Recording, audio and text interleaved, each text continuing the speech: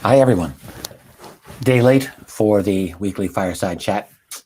Hoping you don't mind. As I mentioned in my announcement yesterday, I received an last minute unexpected visit from my mother and her husband, my stepdad. So we had a nice day with them. And I can just tell you that stopped me dead in my tracks for doing much of anything productive. So hope you understand. My mother, and I wasn't really going to go say no to that visit. So it just kind of interrupted a lot of things. We had a fun time.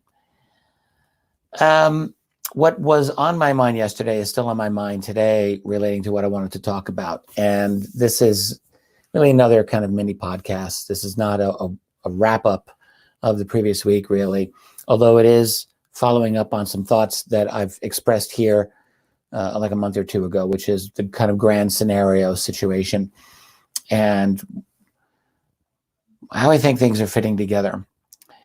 One thing, especially after really talking with Peter Davenport last week, the thing that comes through with the UFO phenomenon, one of the things, is the volume of traffic. Now, okay, keeping in mind that, a small percentage of sightings, and no one really knows the percentage, but a small percentage of the sightings are legit, and probably a large percentage of them are misidentifications and not actual UFOs. We all understand that. Even so, we're dealing with some serious numbers here. His site, he gets 5,000, 6,000 minimum every year.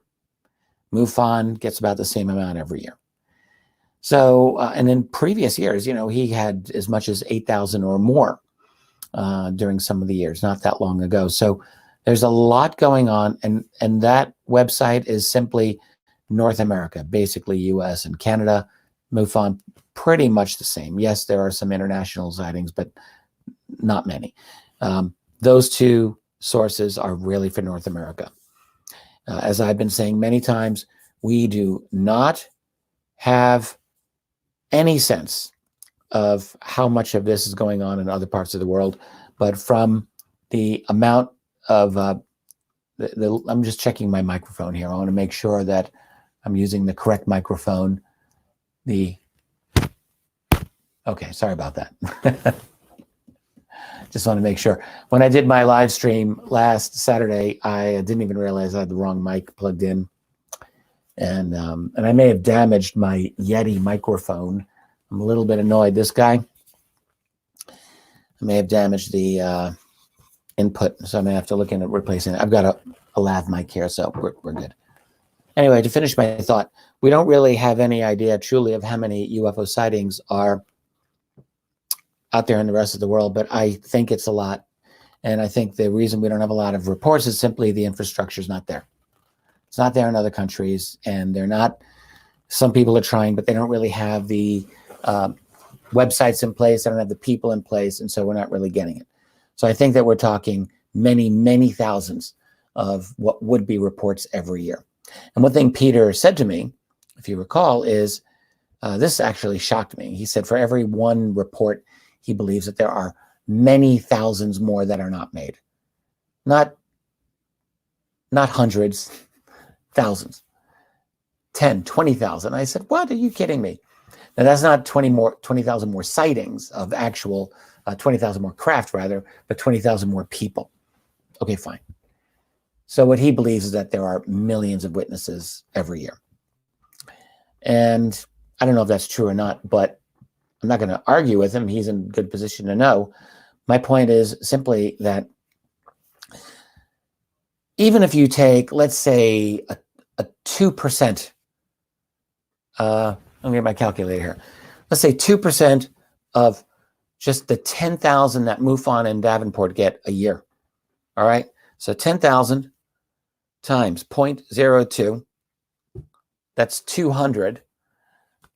That's almost one. That's 2 every 3 days, or 2 every 3.5 days.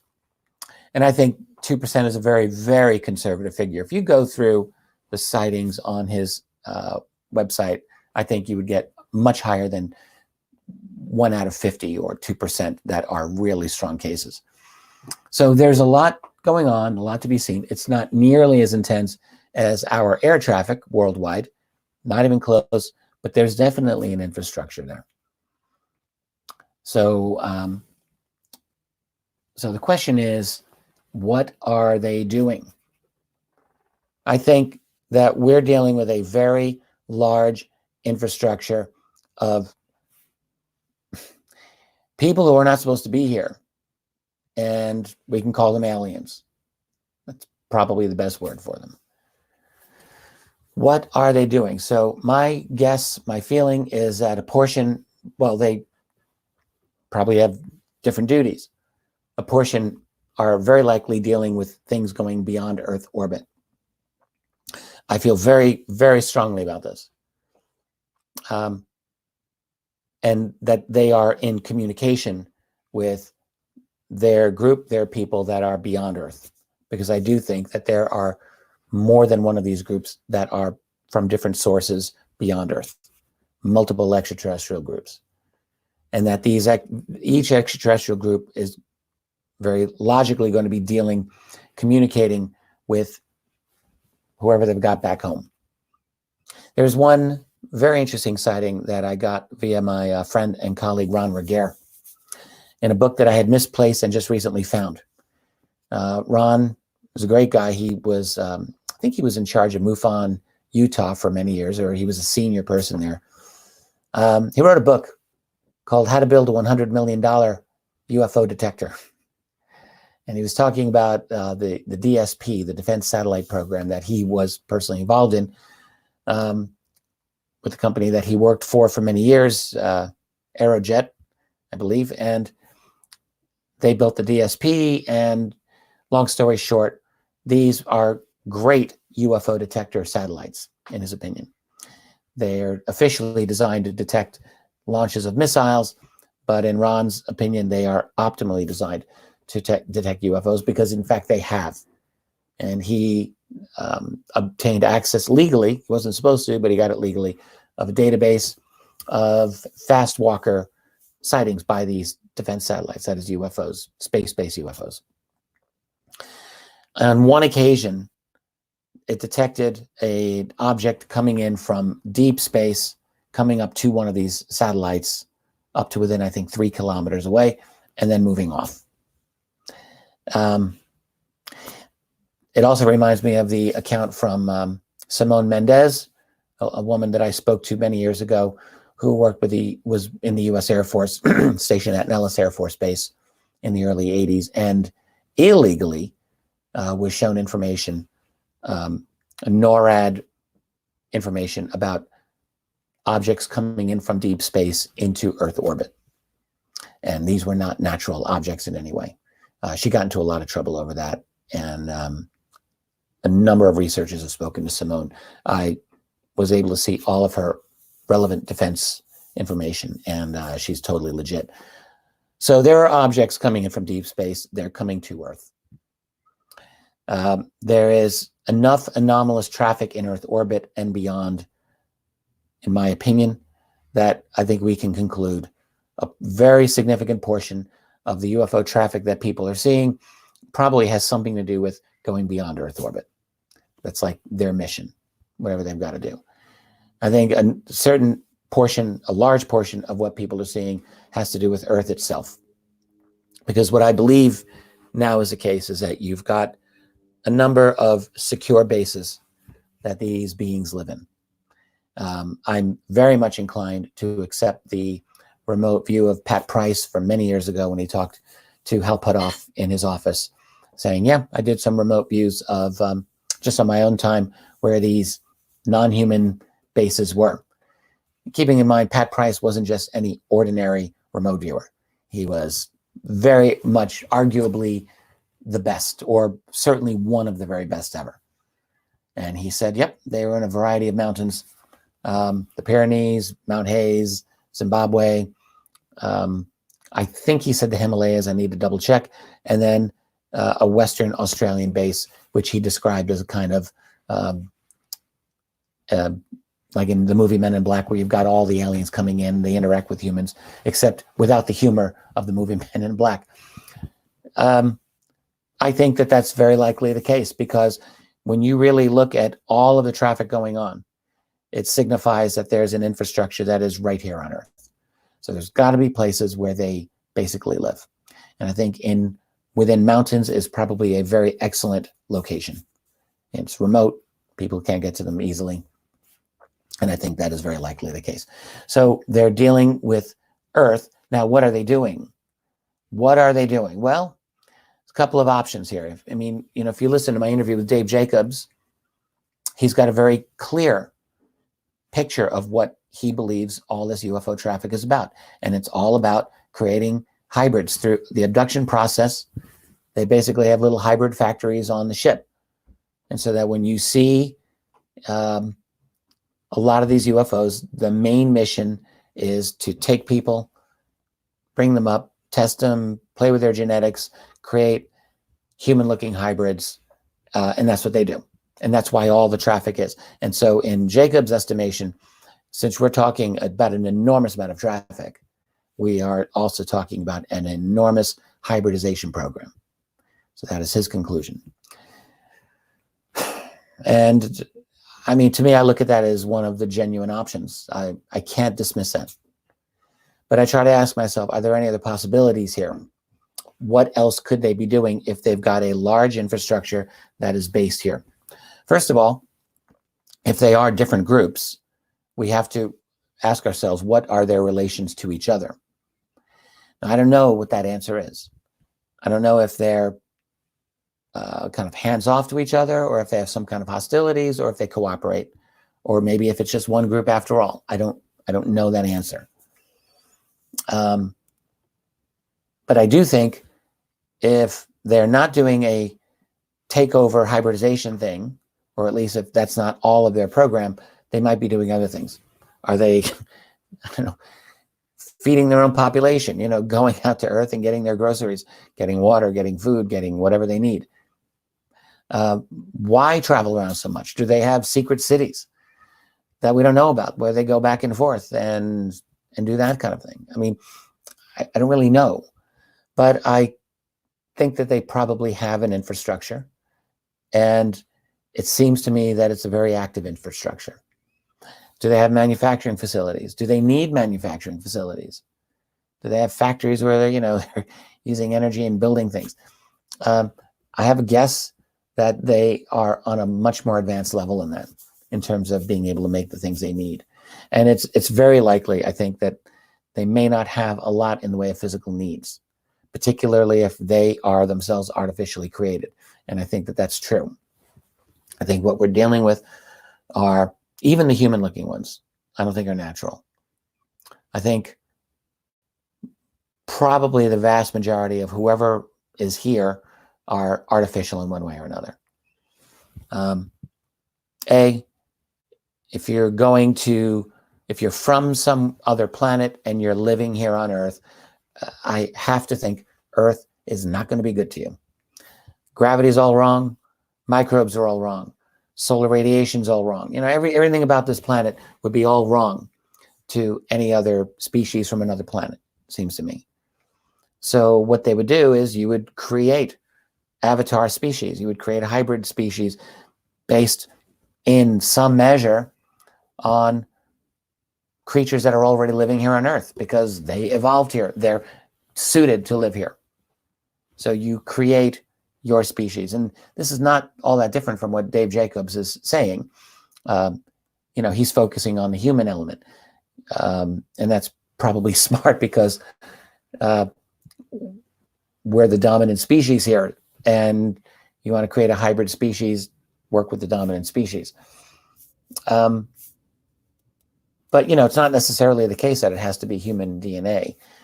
In any case, I think that they're creating hybrids in order to live here, not necessarily to take over, but just to live here, to be here, because that is way more practical.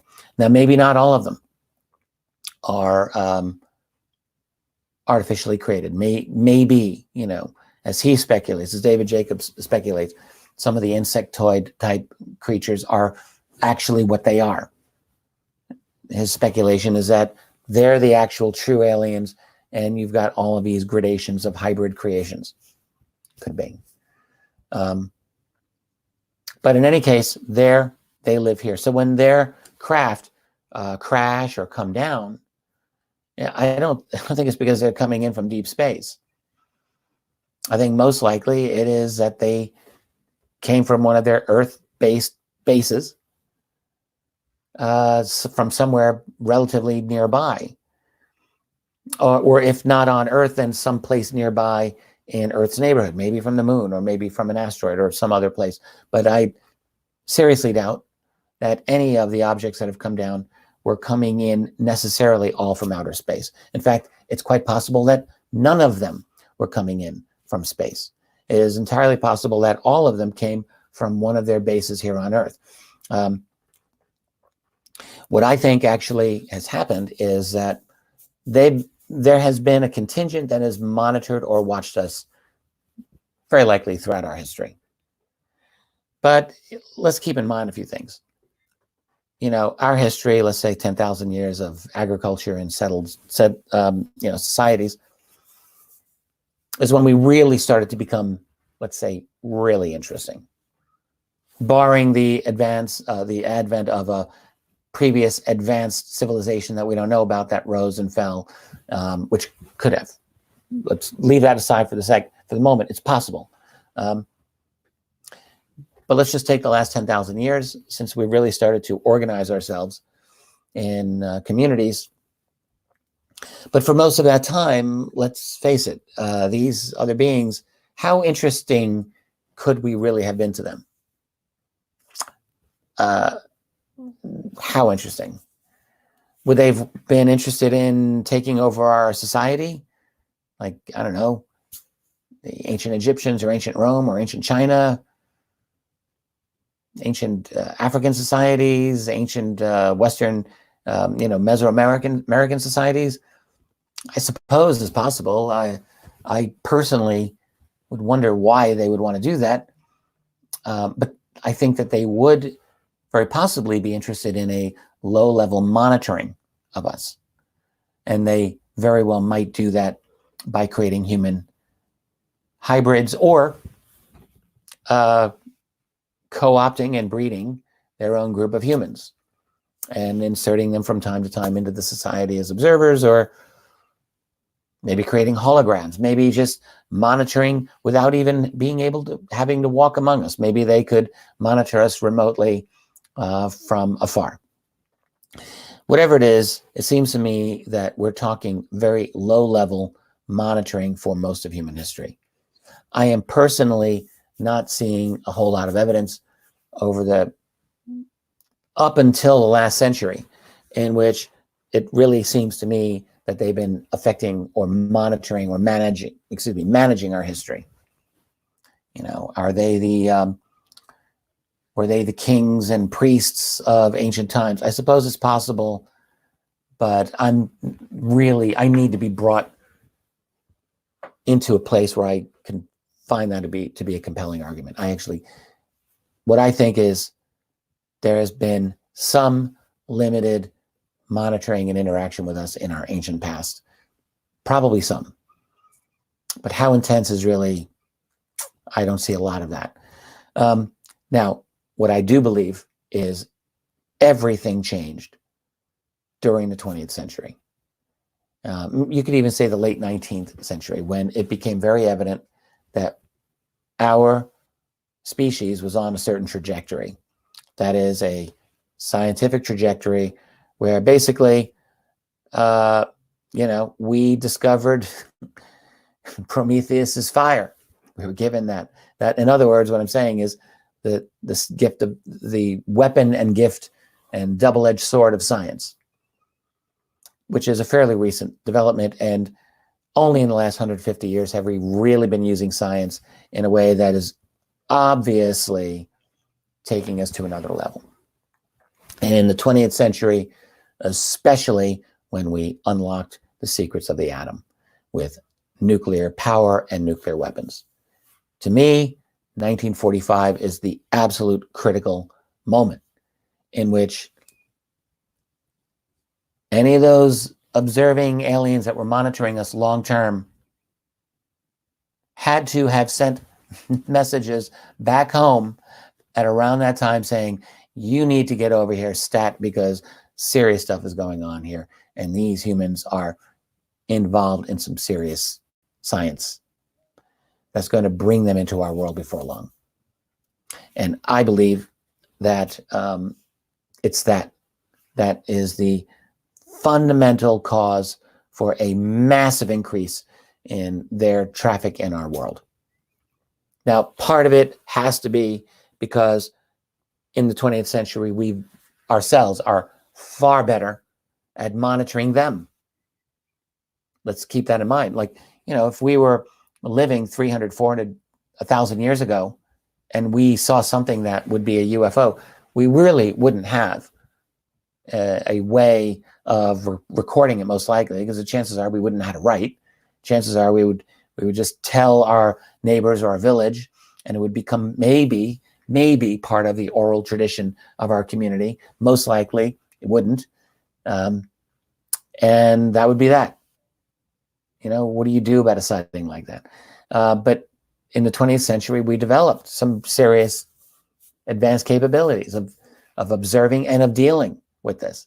You know, we ourselves were in the air for the first time. We ourselves had electronic means of detection of other objects for the first time. So I think part of the big uptick in sightings just had to do with our own capabilities.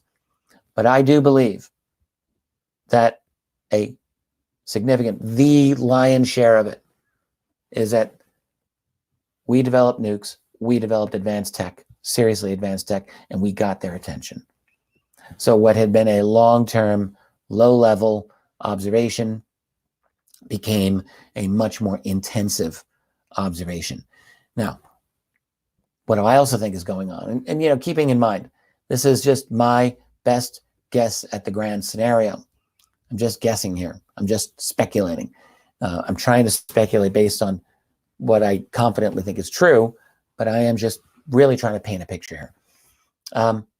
As I said, I think that these beings have probably come in from more than one place. And if they weren't from more than one place in the past, I think they're probably from more than one place now. What their relations are to each other, I don't know, and I really would like to know. I don't know what that is. I don't know if they hate each other. I don't know if they're at war. I don't know if they're friendly, if they have some kind of cooperation agreement. I strongly believe that some of them have been made to look like us, or, well, more, let's put it this way, we're simply modified from our own genetic material. So they are us. The human-looking ones that we see are basically us. All right, but they are enhanced, and culturally they're just completely different. They have nothing in common with us. Or they have, if they're hybrids and they're living here, then they would have some things culturally in common with us at this point, but they are very different from us. They are enhanced, and they are not. They are of us, but they are not us. Because it's really, really handy to have human-looking people in this society of ours. You know, I think it's a really mistaken idea when people will say, well, these aliens, they're so far ahead of us, we're like insects to them. I haven't believed that for a long time. I think that we are on an exponential growth track. I don't know if it will be exponential forever. It probably won't be. I believe that there has got to be some kind of leveling out. I don't think anything can be exponential indefinitely. I don't think that's possible.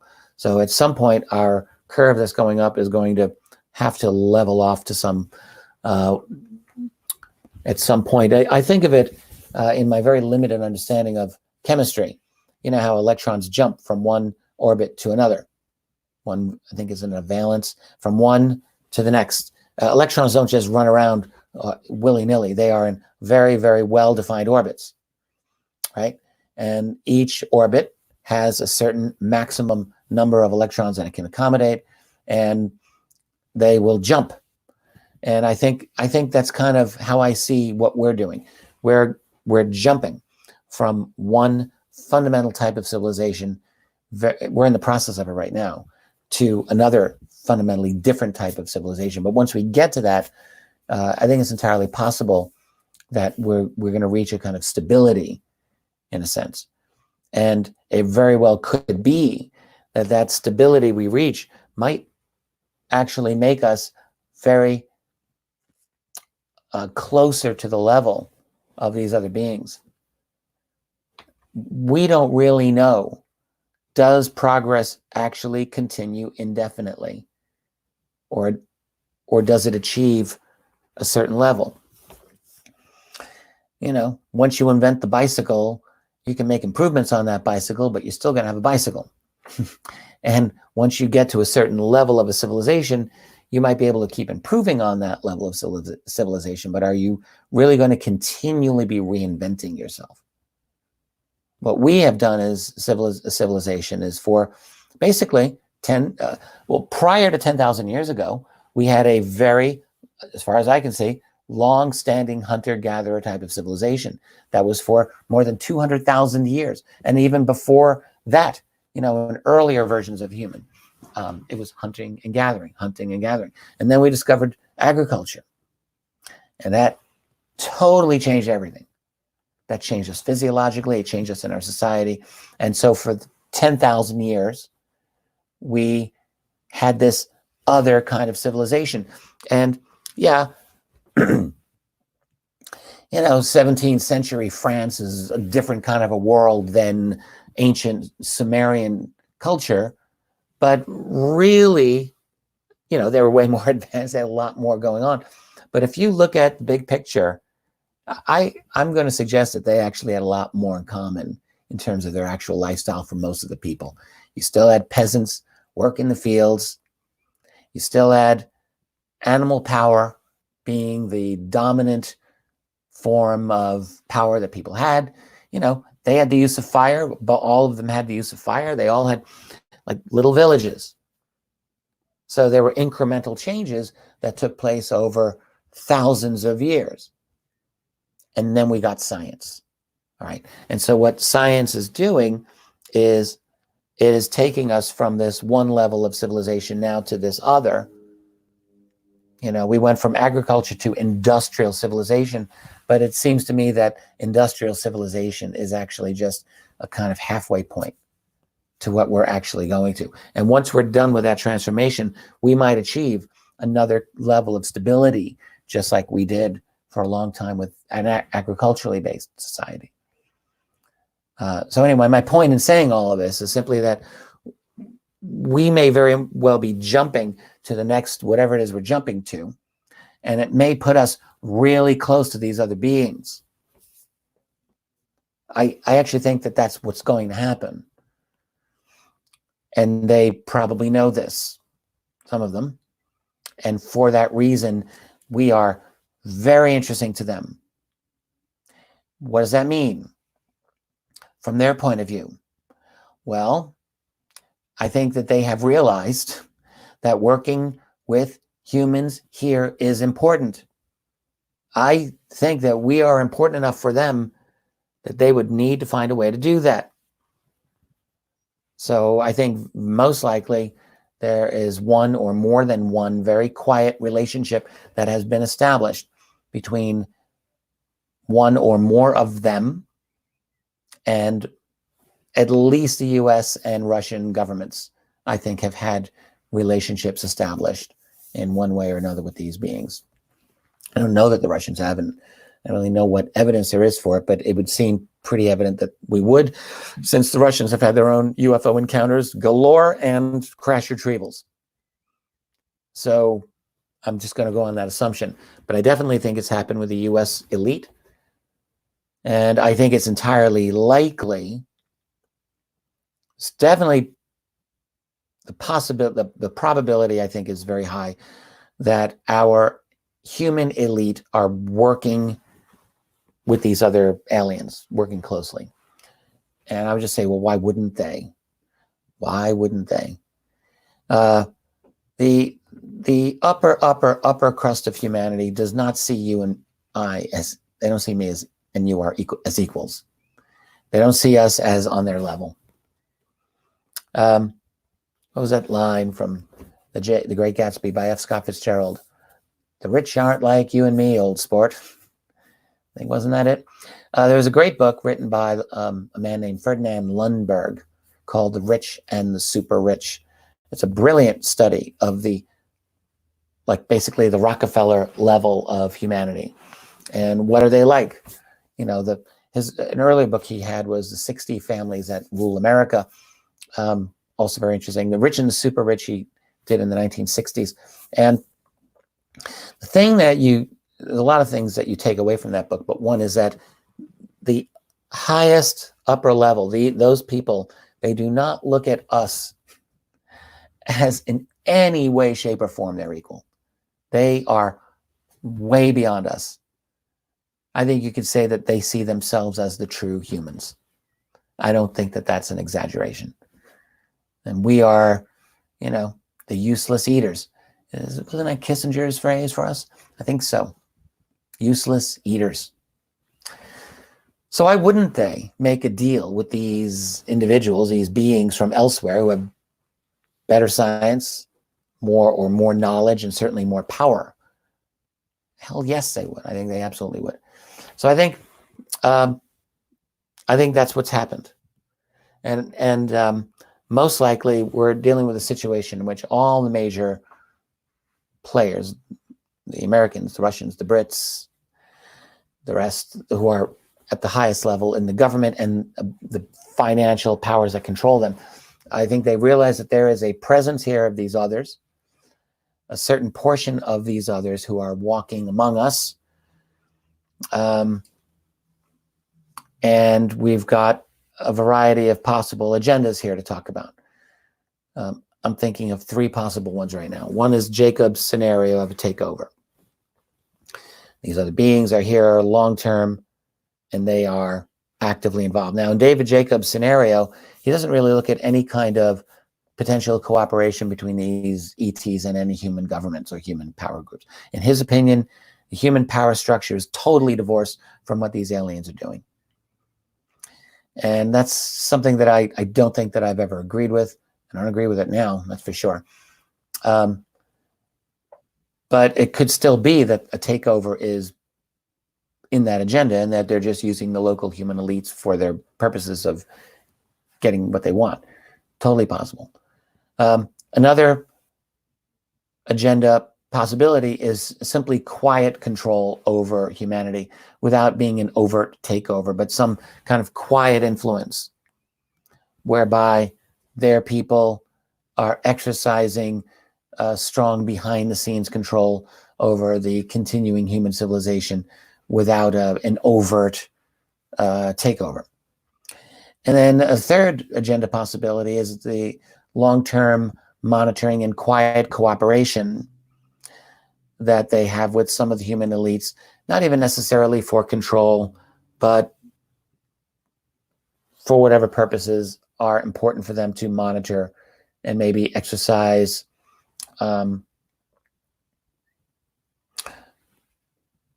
maybe to have a fail-safe in case things become dangerous for them. I don't know. That's a possibility. Now,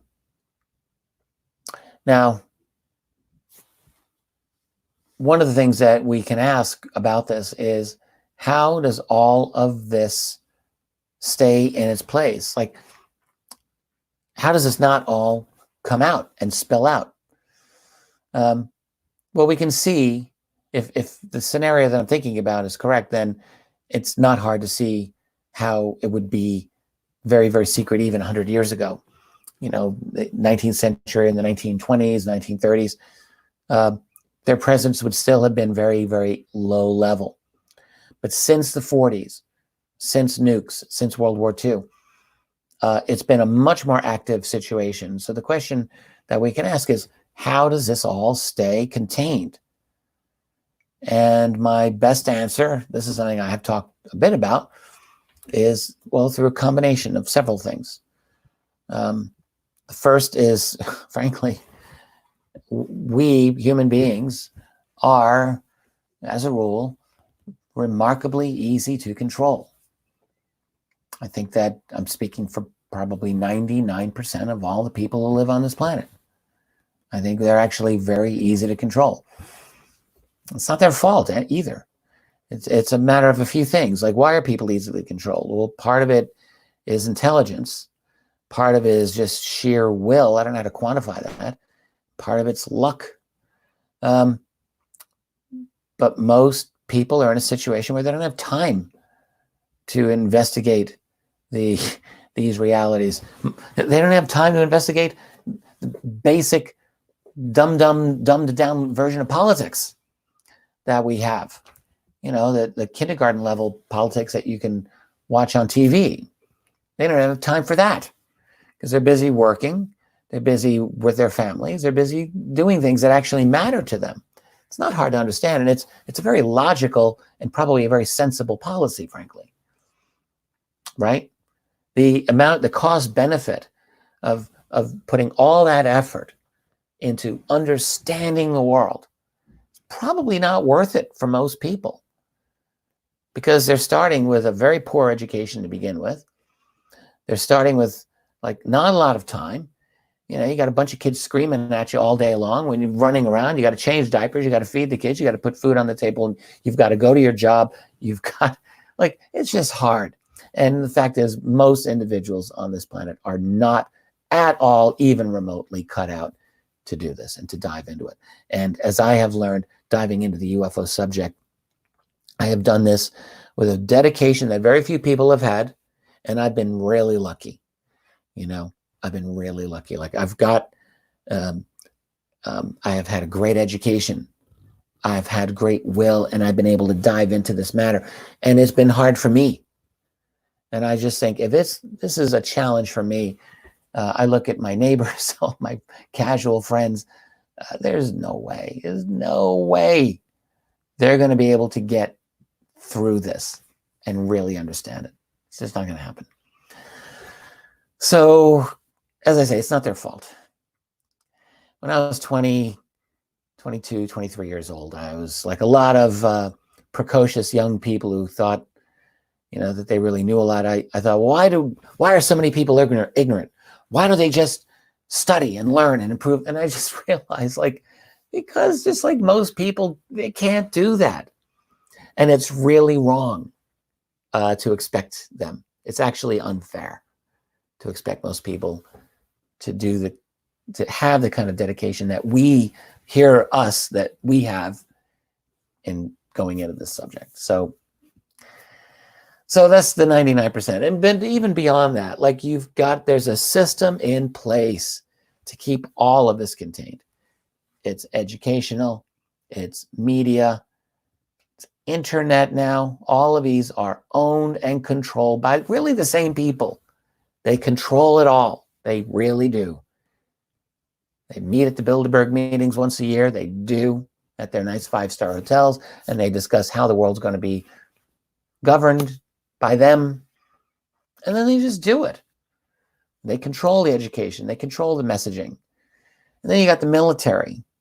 Same thing. Now, within the military and within the defense community, it's not just the military. It's the military plus the contractors and the whole legal system. It's what I now call legal illegality. It's in place. The black budget system. All of these rules are in place in that world to keep nearly everyone totally silent. They're never going to talk. Some of them talk. And when they talk, they have to do it really carefully, sometimes on their deathbed, or, you know, they're very super coy. They can't really give up information that will expose them. That whole game is so widespread. So the military system of classified, the legal repercussions of that, like, you cannot break that, or it's really bad for you. It's bad for your family. It's bad for your kids. So then you got the whole international system. So among the secret keepers, nothing breaks out, or very little is breaking out. You got the U.S. Western side of it, and you got the non-U.S. side of it.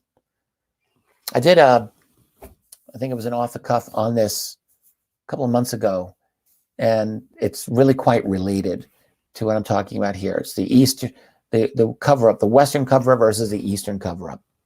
If you haven't listened to it, I would say look for it, because it's relevant here. Because I think the two different types of cover-up, they are different. They are different in the way that they do this. I think that the Western system is explicitly internationalized and corporatized in a way that I think the Russian or Eastern one, the Russian/Chinese one, is not. Because I think it's fair to say that Russia and China are really almost becoming a symbiotic nation. If you really look at them carefully, you see this. They're very closely integrated more and more. And it would not surprise me in the least if they share UFO information at this point. It's totally possible. In any case, the question is there coordination, or has there ever been coordination between the Western, the US, and the Russian players? Those are the two main ones we want to know about. And I believe that there probably have been some periods when this has been the case. And it is still possible that there are important channels of communication going on even now, even when you really have a kind of undeclared war by the United States against the Russians. Really what you've got is a situation where the US is absolutely insistent on regime change in Russia, except the problem is they can't do it. They're powerless at doing it, and they're never going to succeed. They're not going to get Putin out ever. But they want him out. And so you've got this kind of thing going on. But the question is, are there back channels beyond government channels where there's some communication? And I don't know, but I think it's entirely possible, yes. If they're doing it, it's got to be tricky, because right now the way that the two blocks are with each other is definitely not friendly. There's a lot of hostility at the political level, but it is entirely possible that beyond the political level, that there is probably some communication where the actual grown-ups in the room can talk to each other. I would like for that to be the case. I don't know that that's the case. But here's the one takeaway that I have, is that because I think that there are multiple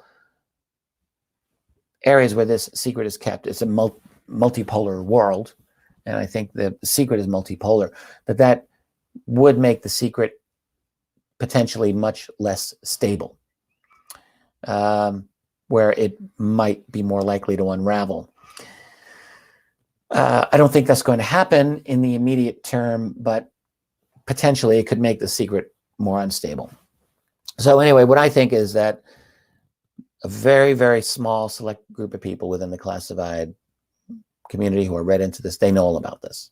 And they know about a whole lot of other things that we haven't even gotten into here. There's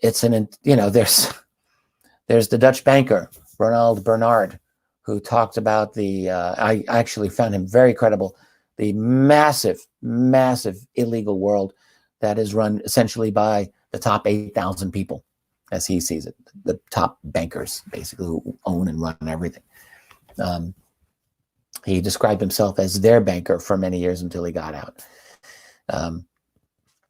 I found him credible. I can't confirm his story, but I think I found him credible. And the things that he says they're into are just dark, dark, dark stuff. UFOs being part of it, though. Knowledge of that being part of it. But a whole lot of other really bad things. So what I think it amounts to is that we, in terms of our education, what we're being told in our media, I mean, we are kept in a world that is a child's world. It is a world really fit for children intellectually, but that's the world that is forced upon us every day. And not even healthy children, frankly, but really unhealthy stuff. And that's what's thrown at us. So we're in this little horrible, terrible little bubble. And beyond that bubble is a reality that is so vastly beyond the kinds of truisms that we talk about in our daily life. It's unrecognizable. I think it's a completely different infrastructure. There's one question I haven't really asked fully. I've kind of hinted at it, and is to what extent do they, these other beings, control, well, the entire equation? To what extent are they in charge? To what extent do they run this world of ours? Is it like a David Icke scenario where you've got human-looking reptilians or human-looking aliens, whatever they are, and they are running the governments of the world? Even Jim Marrs really seemed to hint at that at times. And I don't know the answer to that, but I do believe that they don't control everything. Whether it's ETs who look human or human lieutenants of the ETs, right, or whatever that is, it almost doesn't matter. Because I do think that this elite is collaborating to a greater or lesser extent, and I don't know what extent that is, with these other beings. And it could very well be that there are factions among the people who are in the know, whether, who think we should be collaborating or think we shouldn't be collaborating. Like, I can easily see that, but I don't know that that's the case. But what I do believe is that those individuals seeking to control our world, they don't have total control, because there are still people like us. We are still here, and we're not in power, but we are actively asking these questions, and we have not been silenced. And we really have to keep that in mind. As long as there are people like us who are challenging that reality, who are asking important questions that have to be asked, and who are trying to figure this out, then the game's not over. They haven't won yet. We're still here. We're still in the ring, and we're still swinging. Now, and I think that there are definitely movements to break this secrecy. Let me just okay, I'm going to move my, I had a little outline sketch of some bullet points that I wanted to talk about. When I think of the places where the secrecy is likely to be best challenged, I continually come back to within the United States. I absolutely believe this. I think that there is more of a culture of freedom and an emphasis on the individual, and enough of the classic troublemaker American personality that still is left. That is, I would say it's probably from within the United States that we're going to be most likely to see serious continued resistance. Personally, I see almost no sign of this from any of the European cultures, including the United Kingdom, a little bit in the UK, not a lot. And I don't see almost anything coming from within the rest of Europe that's really going to be willing to challenge the secrecy on this. I just don't see it happening. As for Russia, I don't have enough information, although I suspect that there's just not enough information within Russia for most of the public to be able to challenge their narratives, their government narratives. I could be wrong.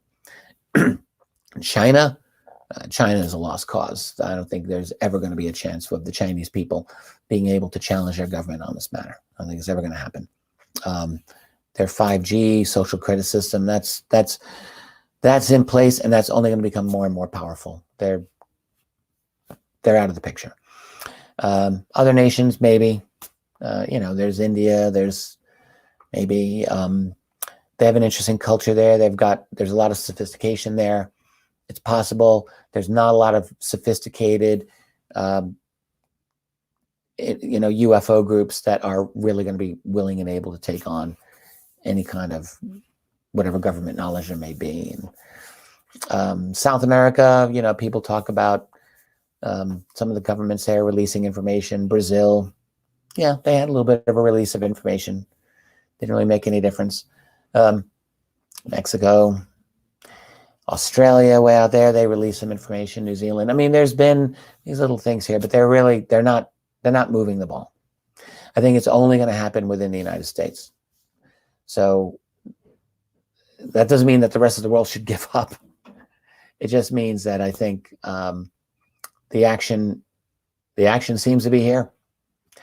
And American researchers in particular really should recognize that and study, or non-American researchers, they can just as well study the American cover-up. You don't have to be an American to study it, but the action in unpacking things, really, I think we're best served by looking at the U.S. elements of the cover-up. I think that gives us the best chance of breaking this open. And I really would like to see it break open, because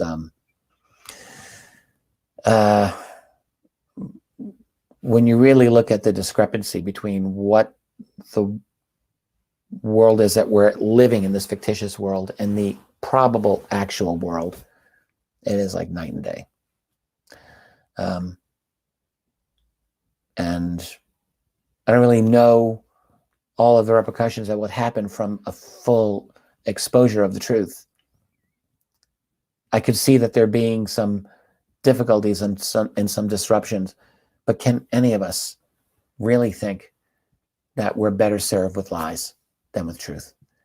I can't go down that road, and I just can't believe that we're better served with lies. So it's really about truth, and it's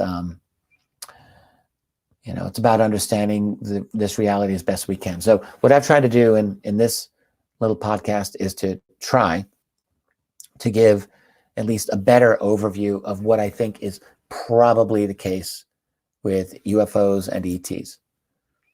I haven't even gotten into interdimensional elements of this.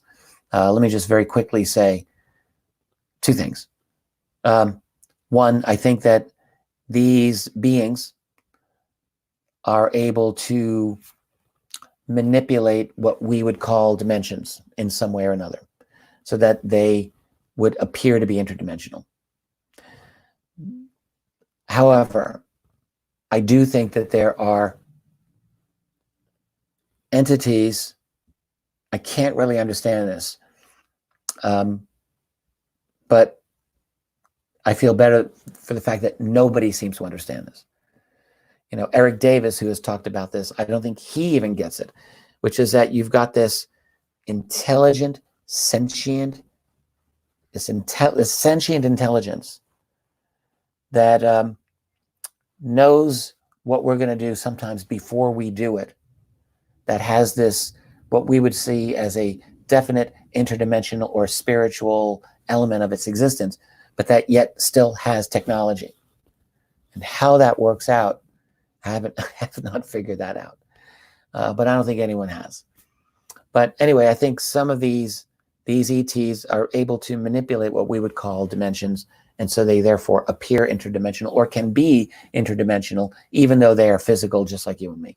But the other thing that I will toy with, and I think could very well be true, and I haven't really gotten into here, but I can return to, is, are we in a world where there really are multiple dimensions and realities and other beings who are just beyond the wall?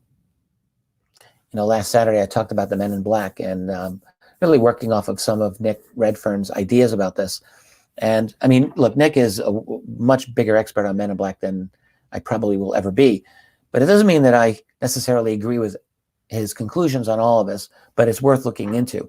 One of the things that he said is individuals who've taken DMT and other types of hallucinogenics have had Men in Black experiences, like where they've seen what appear to be a Men in Black, and at least in one instance, the Man in Black was surprised to see the person seeing him.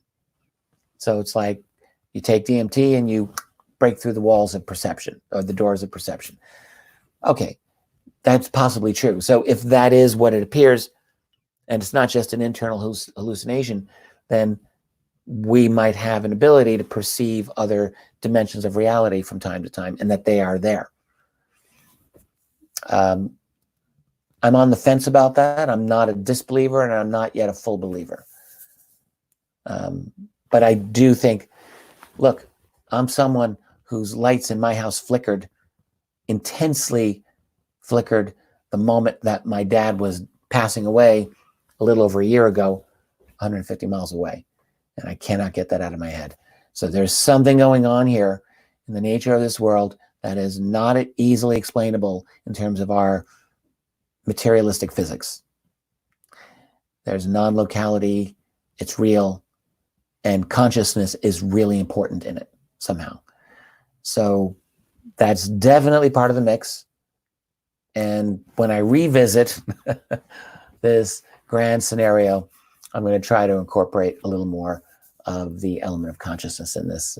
Hopefully I can make some progress. So I hope this has been enjoyable for you. I've actually really enjoyed doing this here with you. I'm going to call it here. It's about almost an hour. I hope you have a great evening, and I will definitely catch you soon.